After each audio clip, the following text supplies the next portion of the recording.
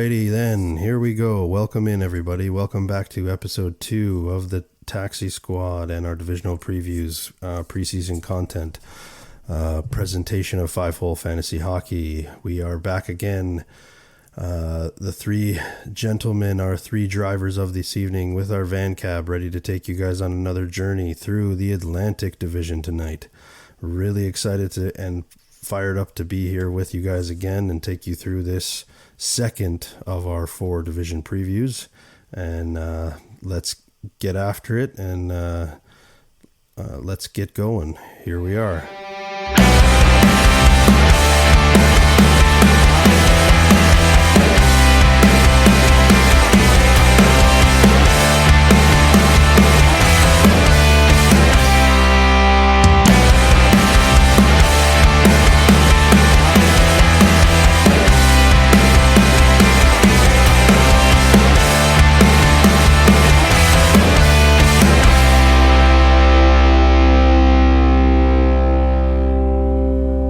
So let's kick it off and we'll get into our teams tonight. But first, before we jump into the content, how are we doing, boys? How are we doing, Jay? Alan, how are we feeling after episode 1?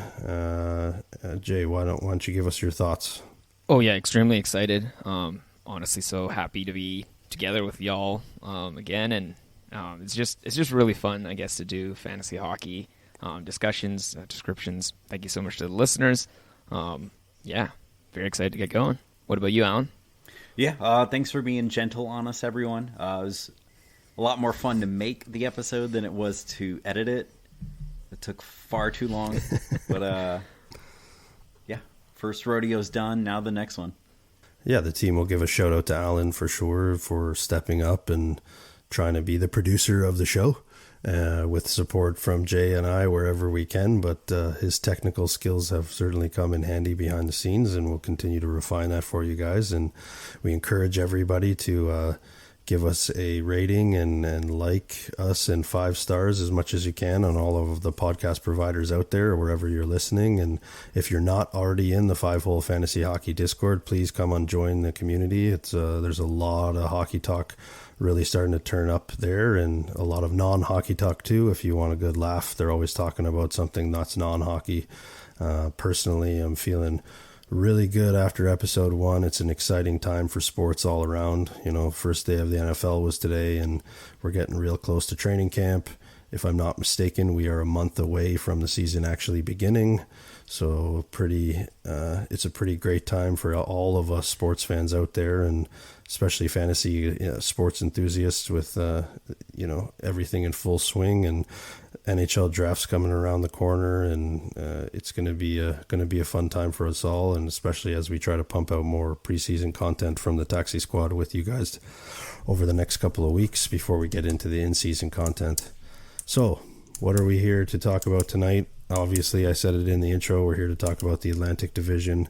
I think it's, close to our hearts, the three of us, the drivers here at the Taxi Squad, 2 Leafs fans and a Lightning fan on the mics. We'll try not to spew out the fandom when we get to those teams, because the episode will be closing with those teams. So we'll try to give the other fans of the division as much juicy tidbits and gems as we can as we work our way through the division tonight.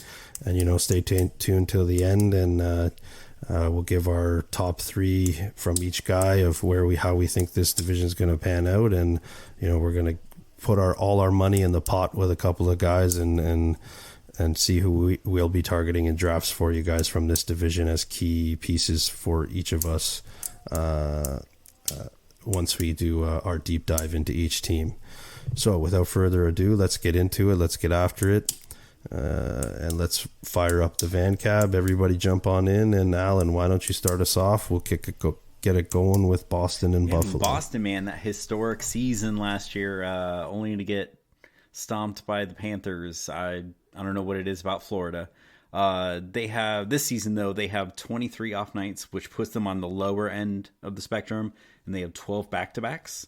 Obviously, the guy to draft high, David Pastrnak, 113 points in 82 games last season, shoots at least 5 shots a game, which is insane, especially If you got a league that counts shots. He had 1934 time on ice last season. I don't see him getting less ice time. If anything, he's going to get more. Now they have lost Bergeron and Krejci.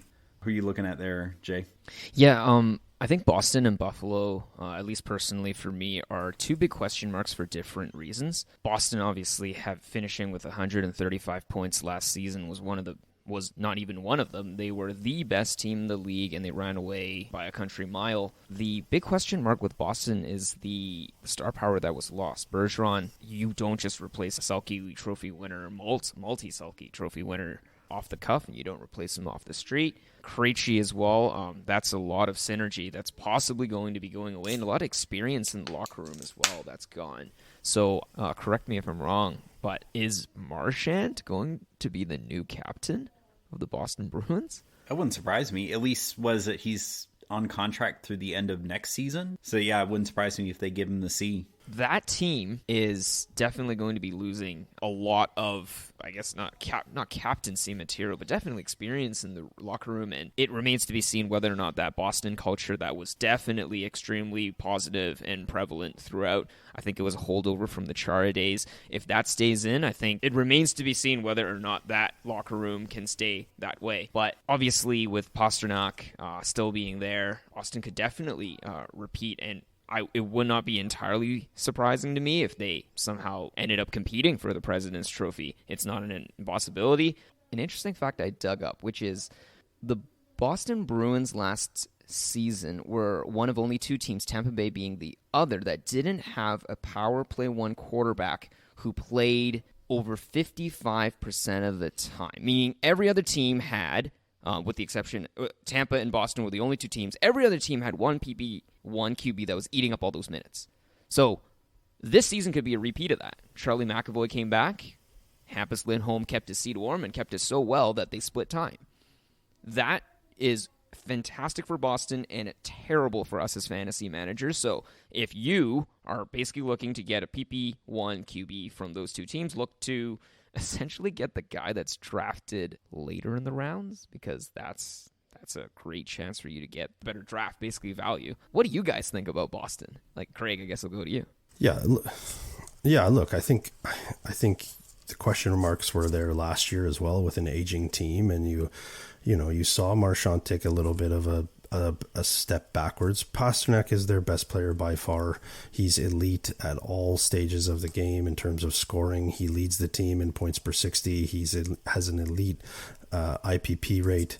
I think there are some opportunities for depth pieces here, potentially even, more of a breakout candidate. You saw Jake DeBrusk take a step last year. I understand. We understand. We've touched on Bergeron and Krejci being gone, but I still think he's going to get, I would believe, a bump in ice time because those two veterans are gone. He's still projected, according to Daily Faceoff, to be on PP1.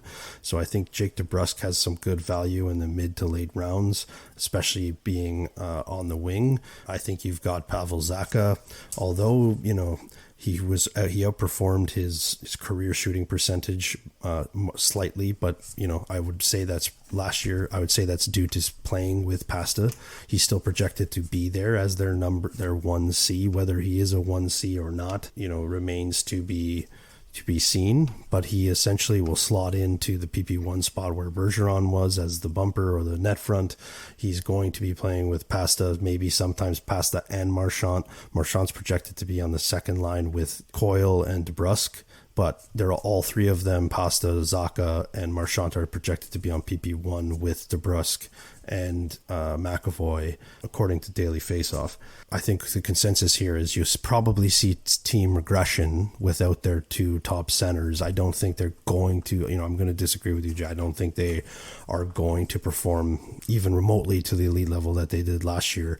But going into last season, a lot of people thought they were going to take a step back, and look what they did. They crushed everybody and dominated. So to underestimate this team is silly. They play a lot of great sound hockey.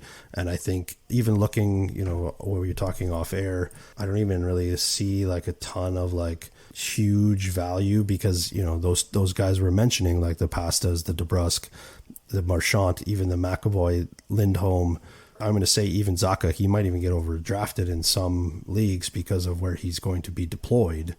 That's probably where it ends with me. And then, I'm not going to steal Alan's thunder because I know he wants to talk about goalies, but I also think there's huge value, but I'm going to let Alan kind of go from there with Allmark and Swayman, just because they are still going to be a sound hockey team. They're still strong on the back end. I was actually talking to one of the listeners in Discord after episode 1, like he was talking about Marchand versus Skinner as a keeper, right? And he was in a keep 8 league.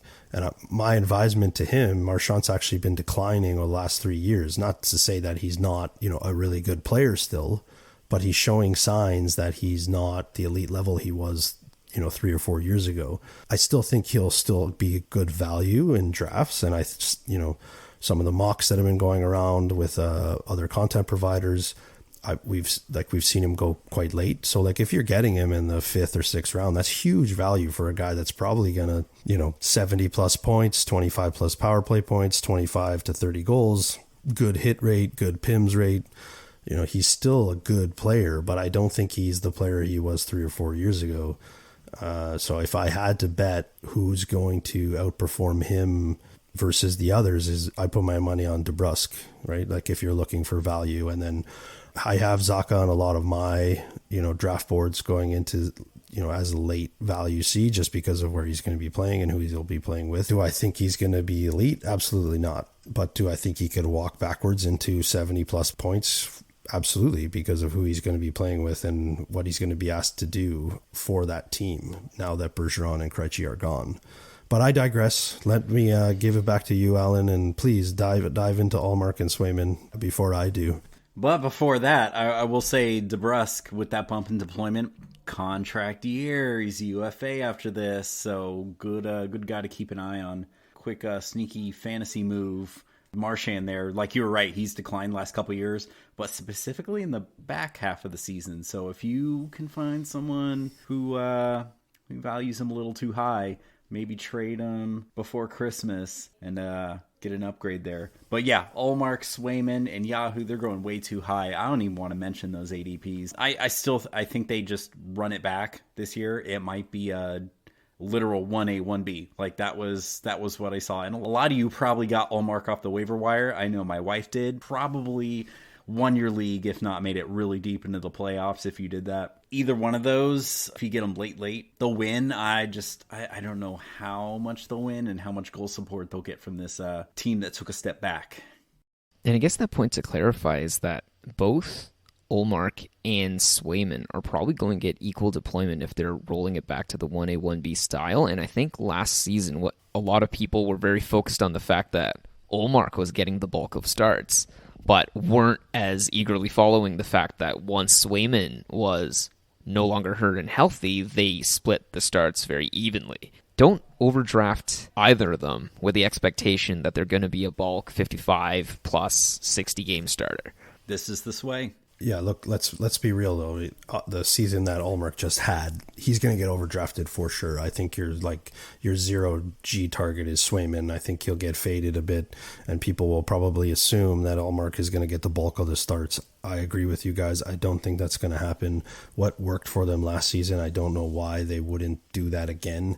Quite frankly, they were both elite when started, right? Like Swayman was good, very good for them when he was in net, and I don't see why they would change that. For what reason, I don't really know, but I would guarantee you that Allmark's going to get drafted. So for me, your target for depth, 50-50 starts, even at 60-40, Swayman still has great value at that late round value just because of his goals against average will be solid. He's probably still going to get a chunk of wins. Like everybody wanted to count these guys out last year, right? Like Allmark's going to be the starter, but I don't see it being more than a 60-40, 50-50 split, right? Like, and so Swayman for me is the goalie to target from them. And before we move on to the Sabres, like, it kind of pains me because we got some really nice feedback from the big boy bangers, like the triple Bs. I want to keep rolling that, and we definitely are. But this team makes me sad from a categories league, contribution. Like Derek Forbor is okay from a hits and block standpoint, but the guy doesn't shoot at all. Brandon Carlo is okay from a hits and block standpoint, but like those guys are like waiver wire guys. If you're in a categories league and you need hits or blocks, maybe Boston has a Friday, Saturday schedule going into the end of a week matchup, and you could stream one of those guys for 2 games and hope they fill that category for you. But I don't see like a real big boy banger target from this team unless one of you guys had somebody circled. You got a couple shots on goal guys for sure, but they're elite. Like you're not getting them in late value. Even DeBrusque, like DeBrusque to me is the value play in forwards, and he's a good shots on goal guy, but he's not going to be late in your drafts. Not now, especially with his deployment. So I don't know if you guys saw anybody with big boy banger opportunity, but there isn't much. Like Milan Lucic, he can't even skate Boston anymore. Bruins legend Milan Lucic. I mean, certainly there's no Farabee if we're looking for a Farabee type guy. Well, I mean, the big one too with Boston is like we've only seen the iteration of Boston that was a dominant league winning, league running away team, and generally one guy isn't up there collecting all the hits, collecting all the blocks, because you need to not have the puck in order to be hitting and blocking. So it's pretty reasonable that Boston obviously might be lacking in some of those areas. The other question I did also want to, I guess, like point out in terms of comparables would be unrelated to the big boy bangers, but whenever I think of last episode when we discussed the Pittsburgh Penguins and how Carlson's going to be overdrafted, but don't forget Letang's value. I think there's a similar value here, and I'm not certain which one's going to be overdrafted. I don't have their ADPs right now, but Lindholm and McAvoy, that's going to be a 50-50 battle for the PP1 QB. Whichever one is not drafted yet and is still falling, has immense value. And if you're drafting either of them, expecting them to be the immediate first power play quarterback, I think you are probably going to be disappointed. Yeah, I agree. And I think those are probably guys like we talked about in the first episode. Like if you can get McAvoy or even Lindholm, like 5th, 6th, 7th, 8th round, like you've got pretty good value there. I don't know if there'll be like those, I have to target those guys, right? I think there's a lot of question marks around Boston in terms of how much they're going to score, regardless of Pasta's credentials and how elite he is. Do I think he can carry the team? 100%. I believe he can, but they don't have great depth in their top 6. I agree with you, Alan. I think DeBrusque has an opportunity again this year for sure, especially being in a contract year. He's going to want to get paid. But like technically his breakout season was last year, and it left you wanting more from the guy. All right, so let's dive in here. Another team I'm super excited about. I'm going to try to keep it professional, for our listeners and our passengers, but similar excitement level for the Sabres that I have for the Devils. Jay, why don't you start us off with Buffalo and your thoughts, and then we'll pass it back to Alan from there. Yeah, Buffalo is a really exciting fantasy team, and obviously they have immense breakout potential. This is a young core, newly emerging team. There was one key point, which was, I think, despite not making playoffs last year, they were the 3rd highest scoring team in the league. Only the Oilers and the Bruins scored more goals than them. The Oilers were one of the top teams in the West, and the Bruins were the best team in the league, and yet Buffalo didn't even crack playoffs in the Eastern Conference. They can't necessarily defend. They have 3 goalies they were rotating through all season. That could possibly represent immense value too, but I guess we'll let Alan deal with the goalie situation. But players that are insanely exciting and could potentially break out further. Tage Thompson, Alex Tuck, Skinner still doing pretty well. Dahlin was an absolute breakout last season. Not to mention, obviously, Owen Power, coming off rookie season. I don't foresee him taking over from Dahlin in PP1, but genuinely, who knows? Like, this entire team, like the moon, the sky is truly the limit. Dylan Cousins, didn't even mention him, but immense top 6'4", was getting PP1 time last year as well. This team was fantasy heaven. It was a gold mine of value. The problem now for me is not that I don't think they could outperform, but it seems as if people have baked in, at least looking on the Yahoo ADP, people seem to have baked in that this team is going to break out. We need to rein in a little bit of excitement here and realize that this team has amazing potential, but do not fall in love with it. Tage Thompson's getting drafted second rounder. I've seen him at the end of the first, oh my goodness, which shocks me. He is a great player. That was a breakout season, but are we really going to treat him and draft him higher than other fantasy stalwarts? Yes, higher than Crosby, higher than Sidney Crosby, higher than Ovechkin. I'm going to go out on a limb and disagree with both of you because I know where you're going with this. Yes, the man is already proven that he is elite points per 60. He is elite IPP on the power play. He's not elite in the IPP and 5-on-5 yet, but on the power play, he is elite. To me, that means there is positive regression coming even from a breakout season. I think he pushes the 90-point threshold, not easily, but I think he's going to push another 50 goals season or get close to that mark again, 40 plus for sure. And he's going to push the 100-point threshold this year. That is my prediction on Tage. I think this team, like you said, is very primed for positive regression as a whole. They had the number 9 ranked power play last year. I think that they could probably bump that up even more in terms of how they're scoring. If you look at some of the underlying numbers, you've got some really potential breakout guys in Casey Middlestat. You've got, like you said, Alex Tuck, Dylan Cousins. Everybody knows who Jeff Skinner is. He's going to score 30 goals. He's going to, right? He might even score 40 again. He's playing with Tage Thompson. He's getting that primo deployment on line 1, power play 1. I still think he has value as well. He's a shots on goal maniac, just like Tage Thompson is. I think there's just so much potential here. JJ Peterka is another kid that I really like. Everybody should either watch list or draft late in drafts just to see what happens with him. He's projected to be on the second line with Cousins and Middlestat right now, according to Daily Faceoff. Their power play is elite. It's right now it's projected to be Tuck, Cousins, Skinner, Thompson, and Dahlin. That to me isn't going to change. Could they take a jump as a power play unit this year and get to the top 5? I don't see why not.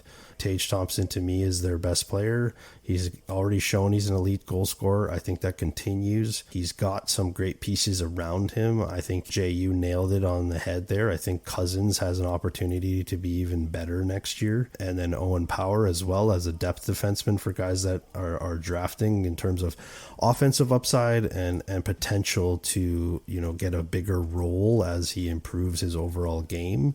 Like you said, 5v5, I think he has that opportunity. I don't think he's going to take PP1 from Dahlin. Dahlin proved last year he can quarterback that power play and to a very high rate. I think your goalie, your 0G target for me, unless I'm stealing Alan's thunder, is Devin Levi. In my opinion, he's projected to be their starter next year, according to Daily Faceoff, with UPL as his backup. Do they split time? UPL didn't take the reins when he was given the opportunity last year, so I'm not sure. I wouldn't be afraid of drafting these guys as a tandem in late in drafts as my last 2 picks if I got a decent goalie candidate in the 12th to 13th round. Is the team sound defensively? No, like you said, Jay. They're going to take a lot of shots, but they're going to get a lot of wins as well. I think this team probably, for me in the division, not to share any predictions yet, but I think is probably going to take the biggest leap for me in terms of overall finishing, and I think they are going to be a playoff team. I don't know what you think about that, Alan, or if I missed anybody you wanted to touch on, but what do you think about the Sabres, buddy?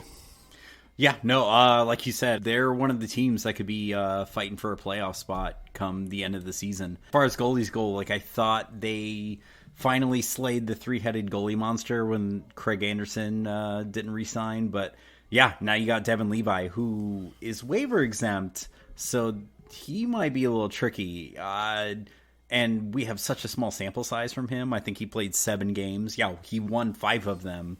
But that's in terms of goalies, in terms of any player, that's not a big sample size. Wait, Alan, I thought we hosted the chip after 5 games, or no, maybe that's just me being a that's Leafs fan another when the team first in the round Atlantic that does that.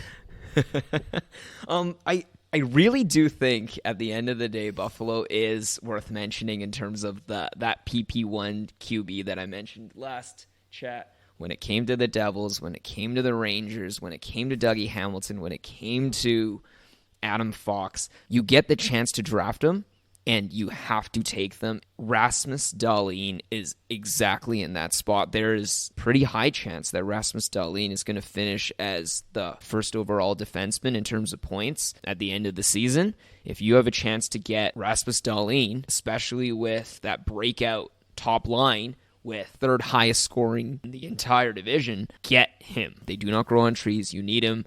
But again, in terms of this team being good, worth noting just as much as they scored the third most goals in the league, they gave up the most goals, well, the second most goals in the entire Atlantic Division. Only Montreal was worse. So in terms of this division, Buffalo is a sieve. Keep in mind when you're drafting those goalies. Keep in mind, like, you getting Levi, like, he might get a ton of saves. That's great. He is not going to be getting you a very good save percentage. So keep in mind for your category leagues. High event hockey. Great for fantasy, not so much for real hockey. Yeah, I totally agree. I still think they're going to have a tough time defensively. They have some pieces on the back end, but I think Matthias Samuelsson being back from injury is going to help defensively. I actually think from a categories league, he's actually a pretty decent hits and blocks guy.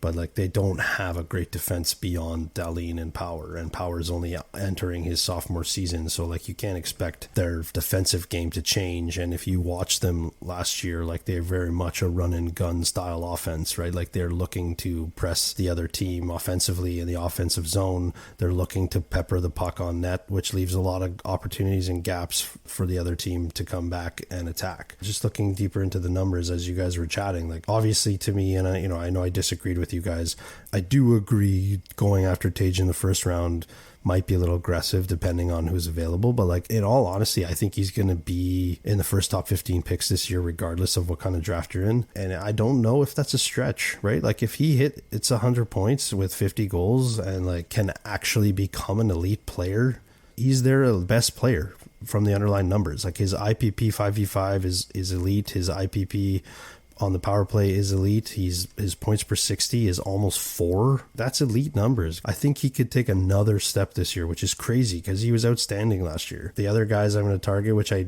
never thought I would say, but like Skinner, although he's not elite from an IPP standpoint, his points per 60 is second on the team at almost the same clip as Tage, but that's a byproduct of playing with Tage.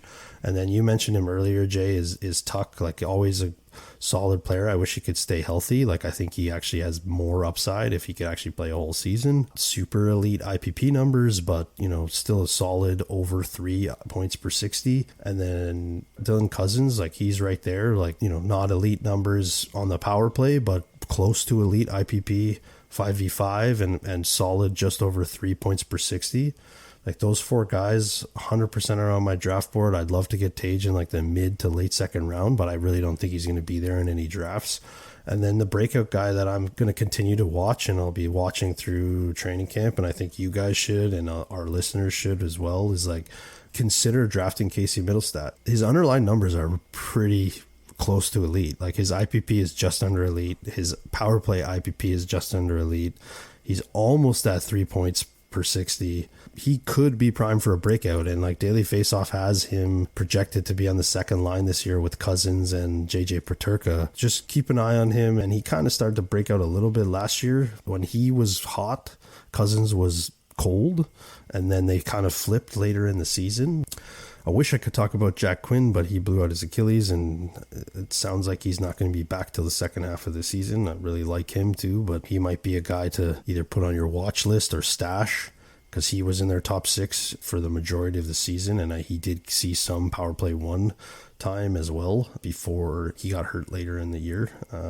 Please, everybody, don't draft Victor Olofsson. Everybody stop waiting for him to be good. He's not good. Like, he's not. I would rather see everybody draft Middlestat, Peyton Krebs, decent third line center, kind of like in that Philip Hedl genre when we were talking about the Rangers last episode. Gonna run hot and cold, might be able to grab him off the waiver if the Sabres have a good schedule in a given week. Let's talk big boy bangers again, like another team in the Atlantic. Not a lot of big boys here. Like, not a lot of hits. Pretty spread out. Like Connor Clifton. I was reading about he was brought in to throw the body.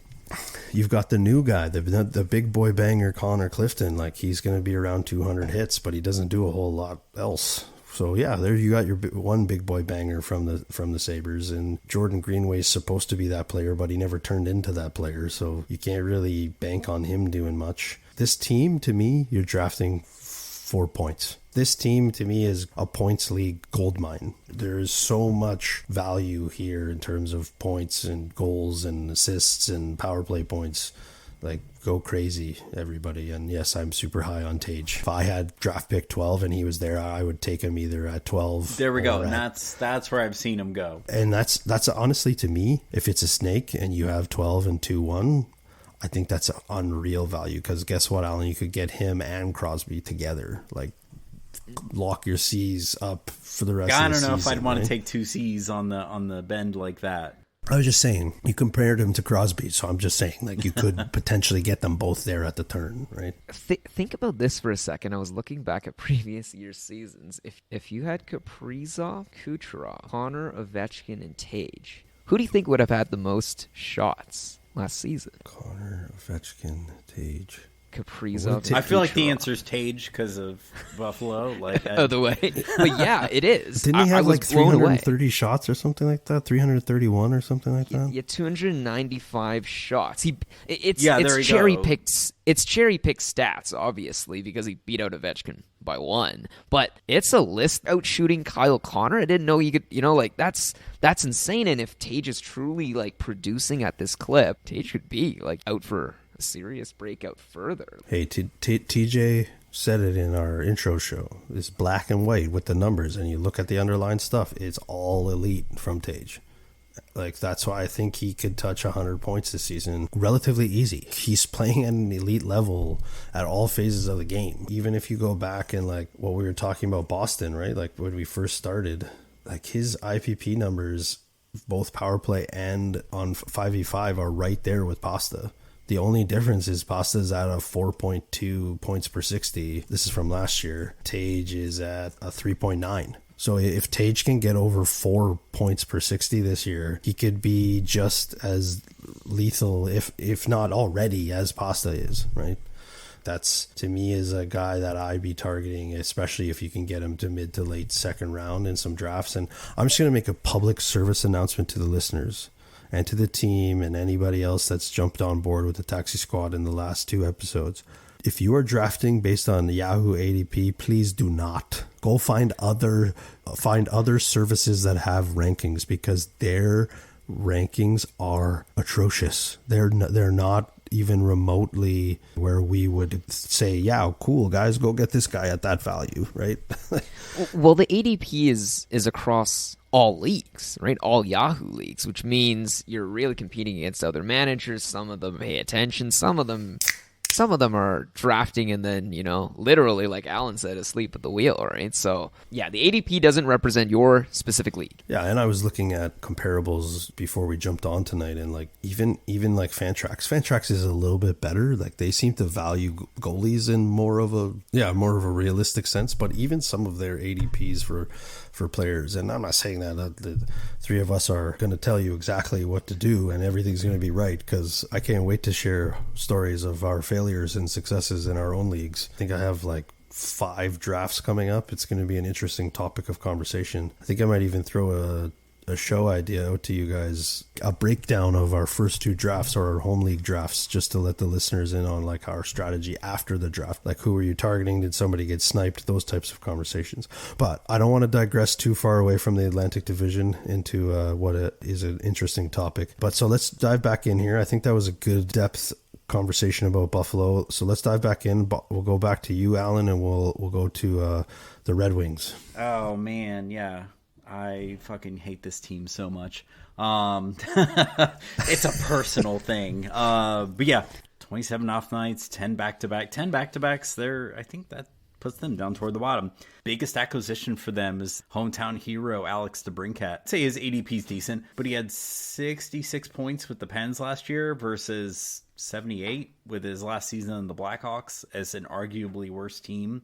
Oh, that's right. I was reading earlier today. Like, I guess he was not a big fan of his deployment on the Sens, which that could be a hit piece, whatever. But I mean, this guy, he's going to get top line, top power play on Detroit with the best they have to offer. So we'll see what he does. I mean, realistically, 78 points. I'd say that's a solid benchmark to take him off of. But before we get in the weeds, I want to get a little tinfoily here. Like, as much as I love Cider, with Ghost Bear coming in this year, he put up 50 points. 2 previous seasons on a terrible Arizona team. You don't typically bring a guy like Ghost Bear in unless you want him to run your power play.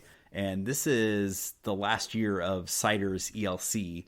I'm wondering if front office brought Ghost Bear in to kind of tank Cider's value a little bit to bring that next contract down. Yeah, look, you're going to touch on it, so I'm going to touch on it now. I think Cider's a bit overrated, to be honest, offensively. If you dig at it, at his numbers, if he is but that's his ceiling though, is that power play. Like, without it, he'll get you some hits and blocks, but not much else. Gostisbehere is going to get first crack at PP1. He's a better offensive defenseman. Like, I'm not a huge fan of his. I kind of like see him just as kind of who the Leafs brought in. He's a Florida boy, man. I gotta like quote him. Unquote run their power play. Personally, I think I would prefer if the Leafs had brought in Gostisbehere than the guy that they brought in, but that's just my personal opinion. So I do tend to agree with you on that. Honestly, their back end, now that Hronik's gone, because he went to Vancouver, right before the trade deadline or around the trade deadline last year. Trade deadline. But that's what I think they were showcasing him, and that's why I thought, like, okay, Hronik's gone, it's Cider's power play now, but I don't think so. All honesty, didn't they just get Petrie from the Pens? It was a truffle shuffle. Yes. Yeah, it was so weird... like as part of that 3-team shuffle, so Dubas could fit Carlson in with the Pens, they got Petrie as well. So like, Petrie's a better overall defenseman than Cider is, in my opinion. Like, I think Cider now takes 2 back seats, not only offensively but overall in deployment. Like, right now, if you look at Daily Faceoff, Cider's projected to be on the top pairing with Jake Wallman, who actually showed a bit of kind of some flashes last year of being a half decent 2-way defenseman. But Petrie's supposed to be playing with Sherratt. Oh God, old man pairing. Me and Jay know all about that in Toronto. Good Lord. And Gostisbehere. Oh my God. Gostisbehere is supposed to be on the 3rd pairing with Justin Hall. Oh, so glad he's gone. But hey, this is a lottery team, not a playoff team. Yeah, I don't think this team is going to be any better than they were last year. Their first line is good. It's not elite, but it's good. I think their 2 best players, according to the advanced stats, Larkin. Yeah, Larkin by far, and probably DeBrincat now, and then David Perron. But Perron's also getting up there in age, and he had a really bad season last year. And I'm not sure it really improves because they brought in JT Comfort and overpaid him. And JT Comfort is a shutdown center. Like, he's not an offensive player, despite what he showed flashes with Colorado. But I think that was just a byproduct of who he was playing with. To me, I think you probably see Lucas Raymond he'll be better this year, because I think that line overall with DeBrincat is better. Like Larkin and DeBrincat, what you said, DeBrincat's ADP is okay. What is it, Alan? 57.3 Fantrax. If you can get him 79.3, I'd say that's good value. If you can get him in the set, like pick 70 around there, like that's really good value. I do think he bounced back. I think he becomes a 70-point player playing with Larkin again. Like, Larkin's going to be 80 plus, right? Like, he's a good, solid 1C. I really do like him. Although, his underlying numbers aren't elite. they're close. Like, he's definitely their best player by and far. And he's not slept on this season. Like, I seriously thought you'd be able to get him, like, Malkin ADP, like 100, but no, he's going in 65, 60. It's just an interesting team that you think should be better, but they're not, right? And that's okay. I'm okay with that. I would put Jonathan Berggren, what's his last name? Berggren, yes. Jonathan Berggren. He's projected to be on the second line with Comfer and Perron. I put him on a watch list after drafts. He's not going to get drafted, but he's an interesting young player, and he does shoot at a decent clip. Just somebody to watch in terms of deployment. If he were to get any PP1 time, could be interesting. You know, right now, Daily Faceoff is showing Seider is going to be on PP1 with Gostisbehere on PP2. I go back to what you said, Alan. I disagree with that, just because Seider is a little bit overrated as an offensive defenseman. You know, Daniel Sprong, guy also shoots at a good clip. Showed that kind of in flashes when he gets top line deployment or top six deployment that he can produce offensively. Another watch list guy after your drafts. There isn't much more there other than, for me, Larkin, DeBrincat, even Perron. I think Perron will be better this year. I think he bounces back from his poor season last year. Not that he's playing with anybody strong, 5v5, but their power play is okay. It was a mid-level power play last year. Does DeBrincat bump it up to like a top 15 power play? It might jump up a little bit to the top half, but it was in the bottom half of power plays last year. I don't really see that changing, to be honest. Larkin, DeBrincat, Perron late in drafts as a depth winger. I think Petrie still has some value in a Cats league. Like, he contributes across all categories, hits, blocks, and shots. And Ghost, you know, getting a late PP1 quarterback, always solid value regardless of where they are. And, you know, Seider does do peripheral things. I wouldn't say like he has no value, but he's now, to me, more of a categories defenseman, you know, moving forward, right? Because he hits, he blocks. With the point upside. Yeah, he hits, he blocks, and he shoots for a defenseman at a high level, right? Like, with a points upside if he were to get PP1 back from Gostisbehere. And you know what, he's better defensively than Gostisbehere, so do they maybe rotate them? I think the thing with the Red Wings this year is two conceptual things. So all teams in the NHL in a capped league, there's a range. Terrible teams might be terrible, but I don't think Detroit falls comfortably in that category. I think last season it seemed as if they completely dropped into nowhere, but part of that was also because Husso, who took over the net the previous season from Binnington, right? Stanley Cup winning Binnington, he took over the net, chased him from the net in St. Louis, and I think Detroit got him expecting him to be exactly that sort of player, and he wasn't. But again, if we're talking regression, maybe it's possible. If Husso stands on his head the first 15 games of the season, there was a stat I read on Reddit before that was pretty mind-blowing. They said the first 20 games in the season, 80% of the teams in playoff position by the first 15 to 20 games are also in playoff position by the end of the year. And so there's not much change aside from that very beginning, and the margins are very small. Is it possible, I think, if this team ends up in a pretty, like, you know, they're sitting on the bubble in terms of playoffs? I ironically think for Seider, the better Detroit does, the worse it is for Seider's deployment. Because he is not that great in terms of power play. Completely agree with Craig. I completely agree with Alan. He is not that great on the power play. I also know because I had him last year and he does absolutely nothing with the man advantage. But I think if that team is terrible, they're just going to play the guy because they want to give the guy, a young guy, extra minutes of experience. It's interesting that you say that, and just a little nugget on Seider because we're talking about him, and I do agree. I think he's overrated in terms of where he's probably going to fall in drafts.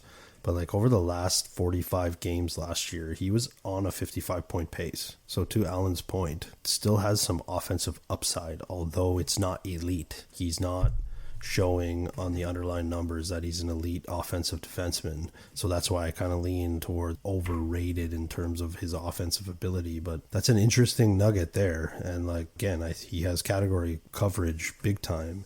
So don't discredit the kid too much. Then I think the power play is going to be better with DeBrincat on it anyways. Like I said, I think DeBrincat can definitely get back into the 75 plus points, pushing over 80 if him and Larkin click. Does the hometown thing happen for him? Does it make him play better? And another interesting nugget on the Sprong. I would love to see if this guy could get top 6 deployment anywhere. Crazy stat. He was 12th overall in the entire league last year in points per 60. Like, that is insane. He would have been on Seattle last season, right? Yeah, correct. Like, that's insane. Like, but he never gets top 6 deployment. He didn't get it in Seattle either. But I'll put him on my watch list just for shits after a draft and see maybe somebody gets hurt or somebody, David Perron, as I said, like, he's probably going to bounce back because he has a proven track record, but he is like almost 40. So does he get hurt and Sprong gets an opportunity in the top 6? Maybe. If he can produce at that elite level behind the scenes in the advanced stats, there is maybe something there under the hood.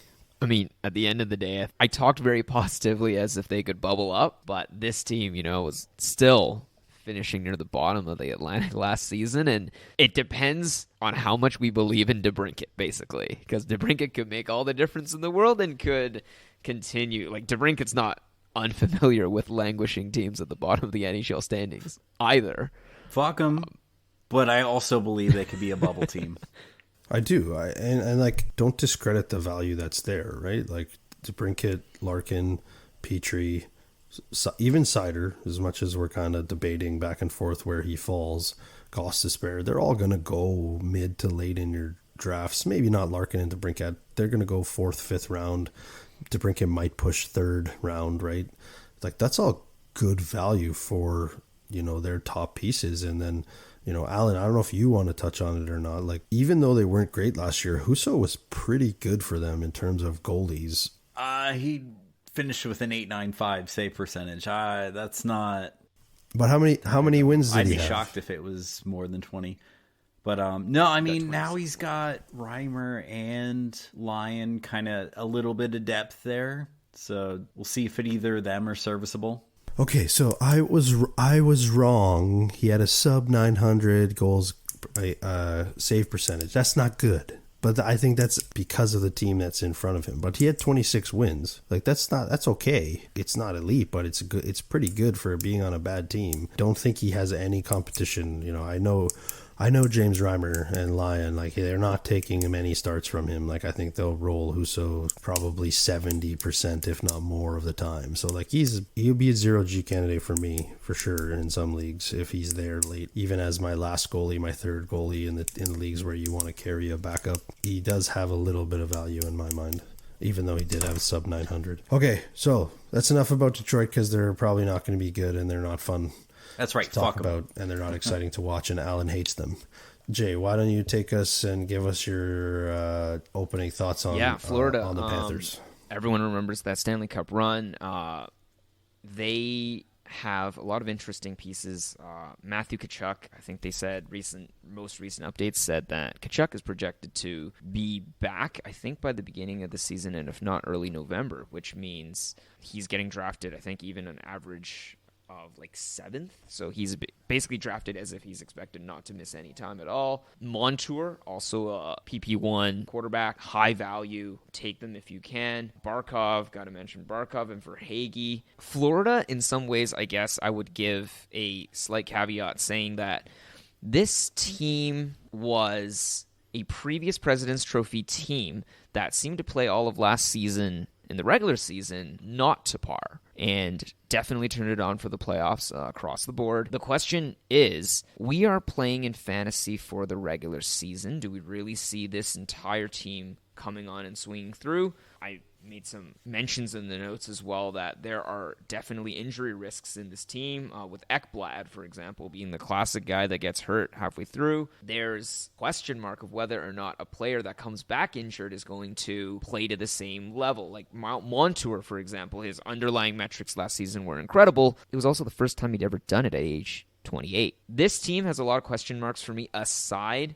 from Matthew Tkachuk. But again, this team was killing 2 seasons ago, 7-1, 8-2 en route to President's Trophy. That didn't seem all too difficult for them. But in terms of fantasy and which guys are going to get on consistent deployment, even on power play quarterback ones, there's a lot of question marks. Take Matthew Tkachuk. He's a right winger. Very rare. It's the most rare forward position there is. try to see if you can snag Montour a little bit later if he's starting on IL plus. Other options could be Forsling or even Oliver Ekman-Larsson. The other guys, and I'm including maybe even the goalies, and maybe I'll leave some for Allen, but there's a lot of question marks across this team in terms of consistent high draft capital value and deployment. Yeah, let me just jump in before Alan does. So Montour and Ekblad are both supposed to be missing at least a month, if not 2. So they will not be ready for the start of the season.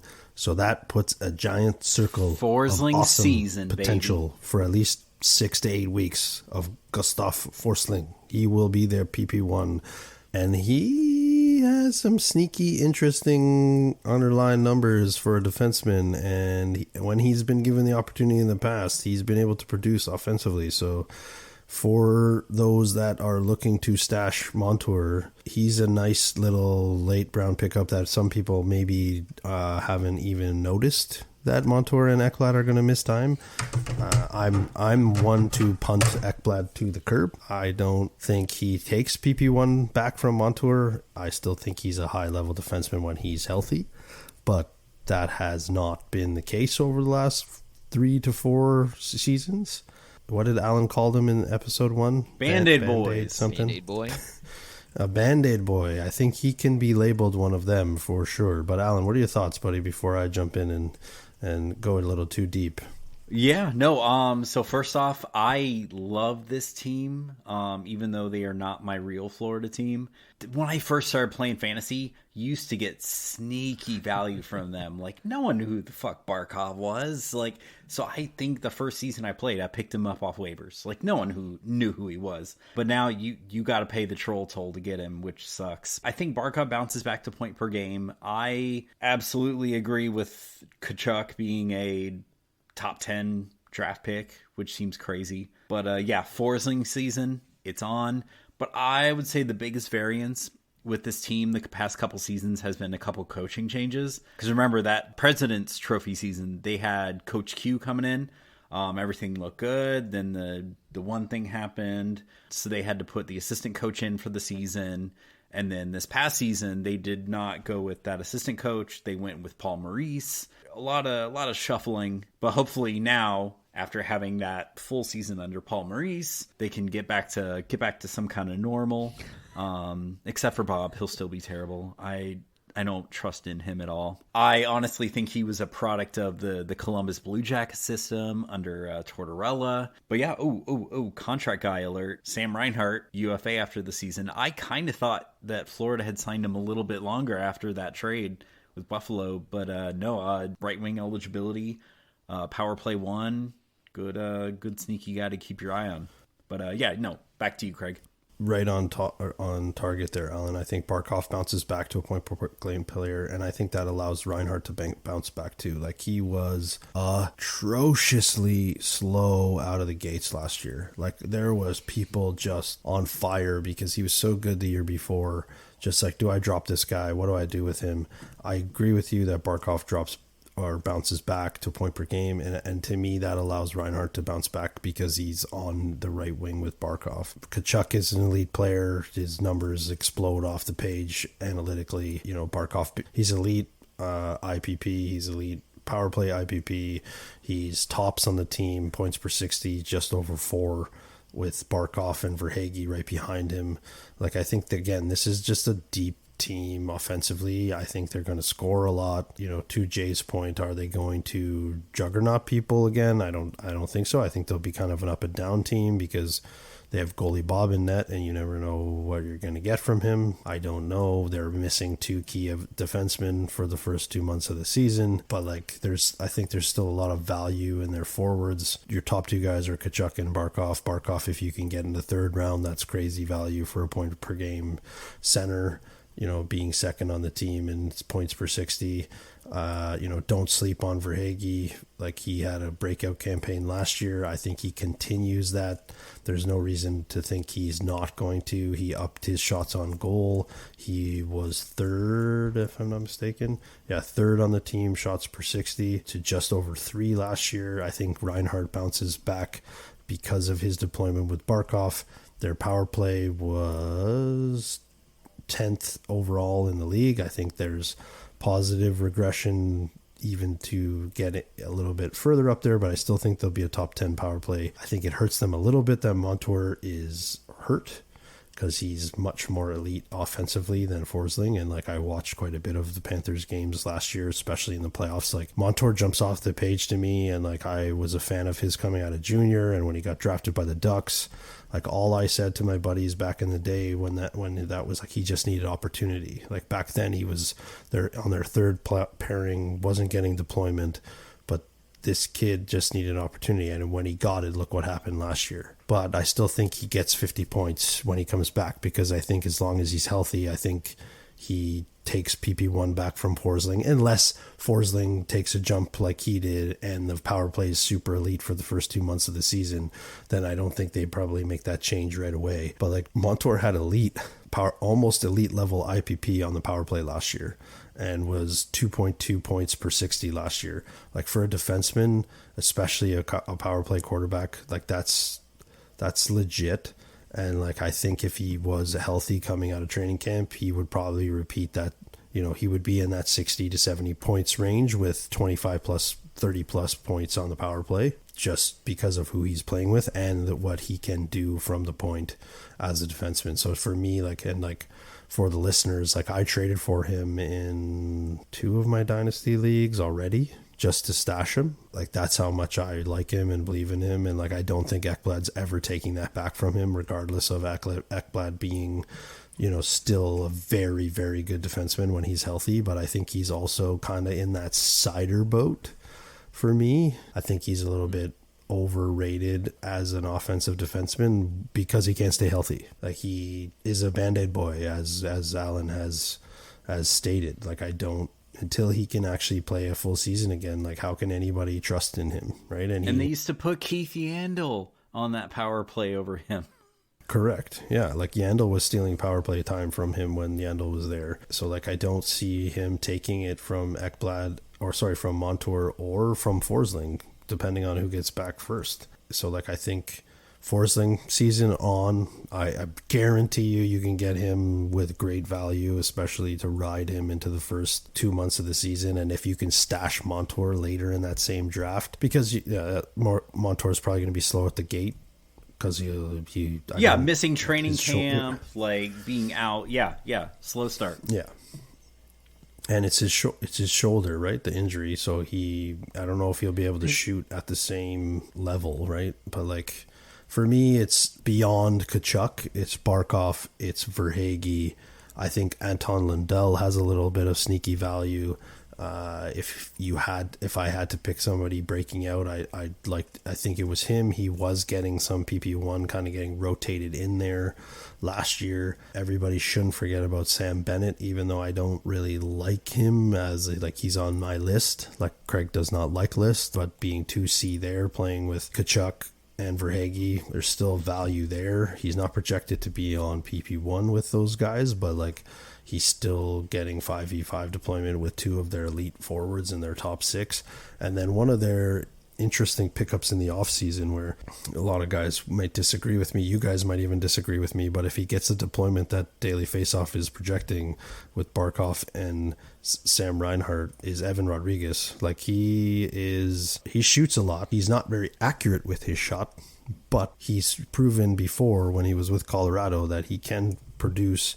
He might be a hot and cold player. He might be a good streaming guy from Florida, and he might be a watch list guy after your draft. But if he does get that deployment 5v5, which is probably, 15 to 16 minutes a night, he's still going to shoot at a pretty good clip and will get scoring opportunities playing with Barkov and Reinhart, right? A playmaking winger and a solid point per game center. Like, he's sneaky value for me, even if he's a guy that you target to stream from Florida when they have primo schedule in a given week. And then Lundell is, I think to me, Florida is one of those teams, like, just lots of points league value.